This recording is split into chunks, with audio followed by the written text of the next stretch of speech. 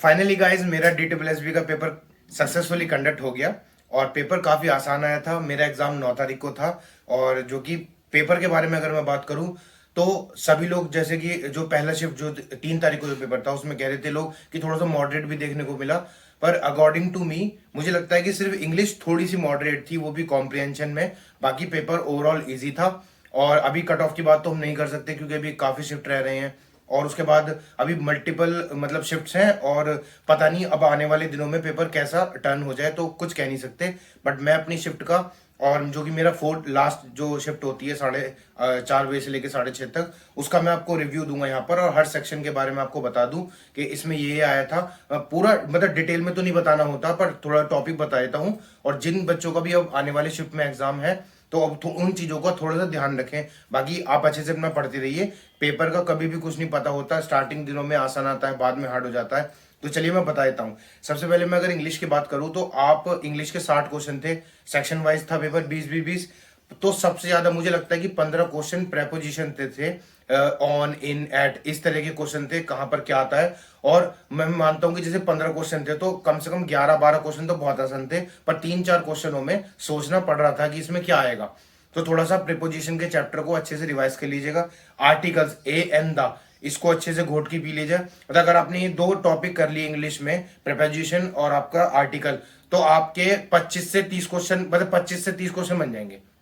ठीक है। बाकी वो वोकैबलरी है, वोकैबलरी इतने दिनों में नहीं होती है। जो पुराने आपके नोट्स होंगे उसको रिवाइज करिए अच्छे से, वही बहुत हो जाएगी। जो आपका इडियम फ्रेजेस है और आपकी स्पेलिंग्स है, आप दो चीज ध्यान रखिए, वो आपके स्टेटमेंट के थ्रू आई है मेरी वाली शिफ्ट में। तो ऐसा नहीं है कि बिल्कुल आपको स्पेलिंग पता हो। हो सकता है कि आप ऑप्शन एलिमिनेशन से भी स्पेलिंग्स के और इडियम फ्रेजेस के क्वेश्चन को कर लें। इडियम्स डायरेक्ट नहीं पूछे, उसमें स्टेटमेंट लिखी हुई है तो आप उनको पढ़ के भी समझ सकते हैं, तो वो भी आसान थे।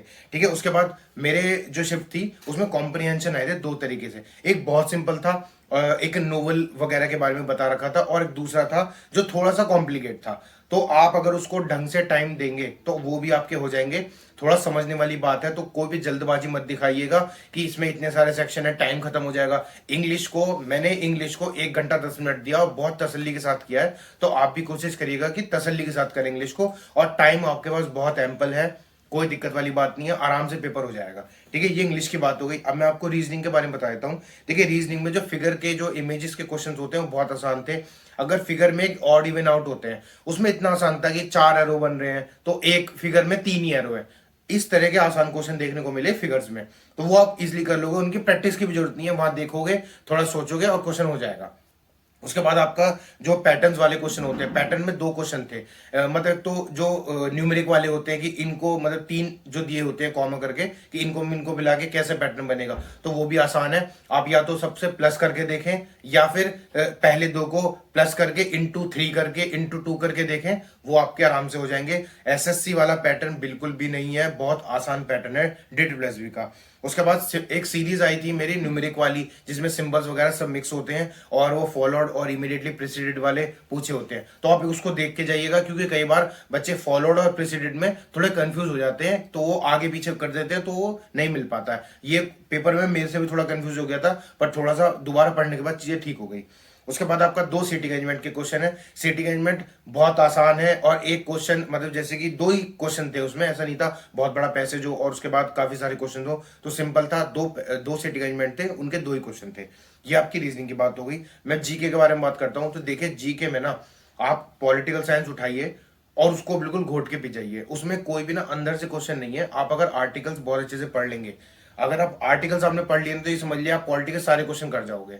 तो आप आर्टिकल्स पढ़ लीजिएगा। कुछ इंपॉर्टेंट टॉपिक है जिन पे खास ध्यान रखिएगा, जैसे कि इलेक्शन कमीशन। मेरी शिफ्ट में इलेक्शन कमीशन से 2 ही क्वेश्चन आ गए, मतलब 2 क्वेश्चन आ गए। इलेक्शन कमीशन ध्यान रखिएगा। जो आपका पंचायत वाले जो आर्टिकल 243 ए से लेके ओ तक है वो आप सारे पढ़ लीजिएगा। ठीक है। उसके बाद आपका सुप्रीम कोर्ट से रिलेटेड आप पढ़ लीजिएगा। ठीक है। करंट अफेयर आंख बंद करके सिर्फ 3 महीने के करके जाइए, अक्टूबर, नवंबर और दिसंबर। ना ही जनवरी फरवरी को चाहिए, ना उससे पहले जाइए जून जुलाई। सिर्फ आपका अक्टूबर, नवंबर, दिसंबर, ये आपके 2023 के मैं बात कर रहा हूं, इसके करंट अफेयर आप पढ़ लीजिए, आपका काम हो जाएगा। करंट अफेयर में भी स्पेशली आप स्पोर्ट्स पढ़िए।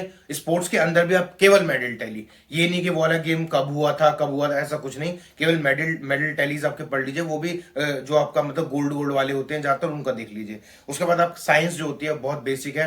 पुराने नोट्स उठाइए आप अपने और आराम से पढ़ लीजिए। बायोलॉजी का थोड़ा सा खास ध्यान रखना, बायोलॉजी में सेल थ्योरी और आपका जो बैक्टीरियल वाली जो चीजें होती हैं उनको आप अच्छे से पढ़ लीजिएगा, ठीक है। और आपका हाँ हाँ, आप बिल्कुल भी आपको एंशियंट हिस्ट्री उठाने की जरूरत नहीं है, हिस्ट्री वो बहुत बड़ा पार्ट होता है, उसको उठाने की कोई जरूरत नहीं है।